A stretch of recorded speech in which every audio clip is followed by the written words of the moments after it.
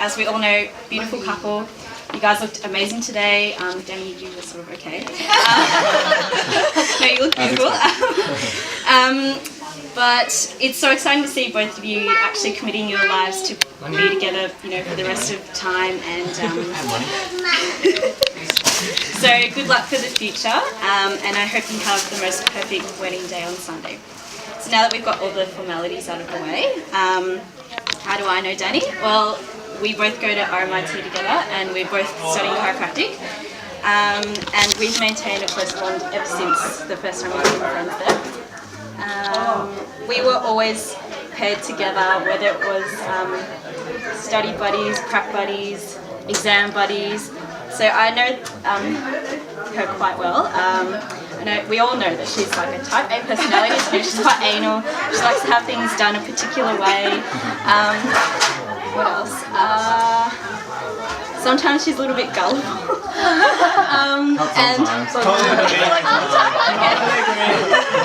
And she has recently got this obsession with dukkha. What else? I don't know. What's dukkha? Yeah, it's like a herb thing. I think we had yesterday with the road, Oh, the dukkha, yeah. yeah. Oh, dukkha. I drove to the Yarra Valley for that stuff. Yes, you did. Yeah, so I always know that Danny prefers to go first in a prac exam. So that's why when we're paired together, it works quite well because she always goes first, and I know that's how it works. And also because she gets quite nervous as well. Like you always say that you need to go to the toilet. Number two, so. So it's kind of like, yeah, I understand that, and I don't mind letting her go first. It helps her concentrate better, and she gets it out of the way. But this year, it's a little bit sad because we're not together anymore. We don't see each other much around uni because of our schedule, so it's a little bit sad. But anyway, yeah. So the first memory that I have. Yeah, we'll just stop now. Just pause. Pause. Shall we pause? All right, pause. The choice. We'll kill you if you choose us.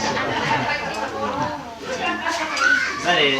That was fantastic. Encore. Okay, so the first memory that I have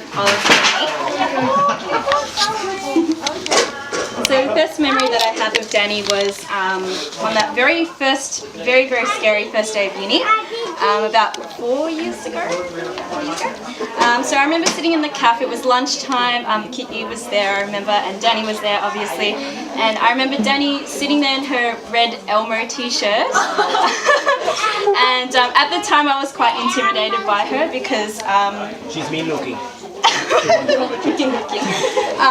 Because she was already in this really long-term relationship. She'd already been to uni, so she knew how that all worked, and was pretty much self-sufficient. Like, she had her own car. She knew what to do, like in terms of getting special considerations or handing in assignments and things like that. And I was just there, pretty much just coming out into the world, and I didn't really know what was going on at uni. I didn't have a car. I did not know what the hell I was doing there, and yeah, pretty much the shyest person on the planet. I felt like really uncomfortable in this position where I had to try and strike off a conversation with people I had no idea who they were, I'd never met before.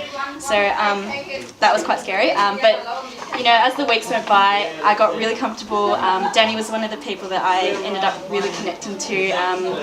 We used to carpool together, which was really nice of her as well, because I didn't have my license then, and it was quite useful.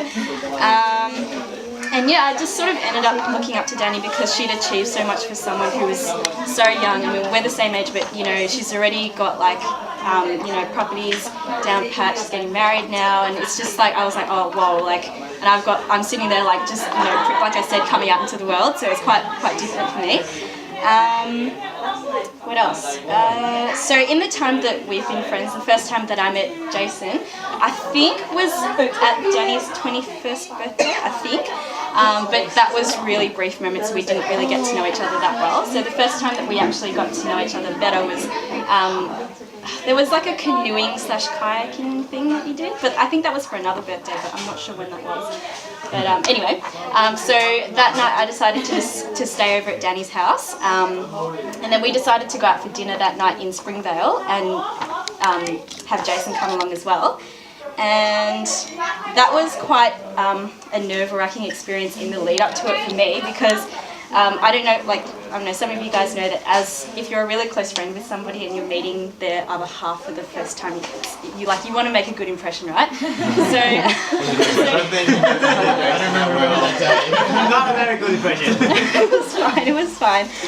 But yeah, like Danny was telling me things like, oh yeah, Jason's a little bit shy, and I was like, oh okay, so I can't be too in his face, I can't be too like reserved in case there's nothing to talk about. But no, it actually went really well.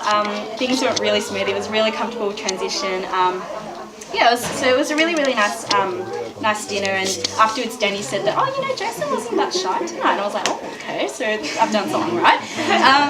And then at the same time I got to see what their relationship was like.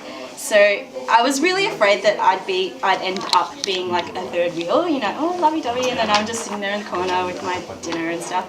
But no, it wasn't anything like that. They sort of look like almost just really best friends for life. They just happen to really love each other. And that they both work really hard to make their relationship work, because they're at different stages of life. Jason, you're working full time, and Danny's still finishing up the course this year. But otherwise, I think they were just meant to be together, so it just works out that way. Okay, so since this is my first time making a wedding speech, and since this is the first time you guys are getting married, I thought I'd just pass on a couple of tips, because I got some inspiration from other people who had given speeches before, and they suggested looking up some tips or quotes or jokes and things like that for weddings. So I found a couple of things. So you can take them as a joke, you can take them as a tip. So first of all, grooms, once you get married, remember that when you have a discussion with your future wife, always remember to get the last 2 words in. Yes, dear. You're right. Yes. So keep that in mind. A happy marriage is a matter of give and take. The husband gives and the wife takes. It doesn't matter how often a married man changes his job, he still ends up with the same boss. Told you she's the boss. She's the boss. A perfect wife is one who helps the husband with the dishes. Don't really understand that one. Helps? What? It's not helping. How do most men define marriage? An expensive way to get your laundry done for free. Oh no, I don't really like that, so we'll skip on. Marrying a man is like buying something you've been admiring for a long time in a shop window. You may love it when you get home, but it doesn't always go with everything in the house. And a husband's last words should always be, okay, buy it. Okay, buy it. Buy it. Buy it. There you go. And then lastly, I think some of you may have seen this on Facebook, because I liked it, and I think Jason saw that and sent it to Danny on Facebook. But anyway, huh? Was it? Oh, okay. So you already know. Oh yeah. Okay, so was it? Okay, well, if you guys know, that's good. So here's some tips to keeping husband and wife happy. So how to make a man happy: feed him, sleep with him, leave him in peace, don't check his phone messages, in brackets. Don't bother him with his movements. I don't really understand what that means, but anyway. So going up for a beer. Oh, okay, So don't do that. And then how to make a woman happy. You really got to read all that? Yes.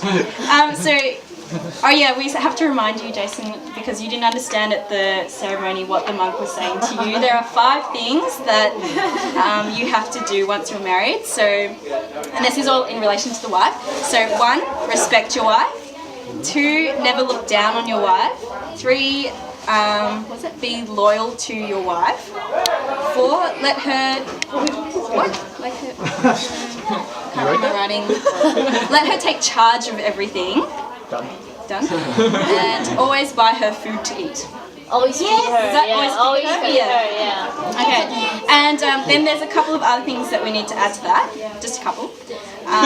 Okay, so to make a woman happy, a man only needs to be a friend, a companion, a lover, a brother, a father, a master, a chef, an electrician, a plumber, a mechanic, a carpenter, a decorator, a stylist, a sexologist, a gynecologist, a psychologist, a pest exterminator, psychiatrist, healer, a good listener, an organizer, a good father, very clean, sympathetic, athletic, warm, attentive, gallant, intelligent, funny, creative, tender, strong, understanding, tolerant, prudent, ambitious, capable, courageous, determined, true, dependent, and passionate, without forgetting to give her compliments regularly, go shopping with her, be honest, be very rich, not stress her out, not look at other girls, and at the same time you must also give her lots of attention, give her lots of time, especially to herself, and give her lots of space, never worrying about where she goes.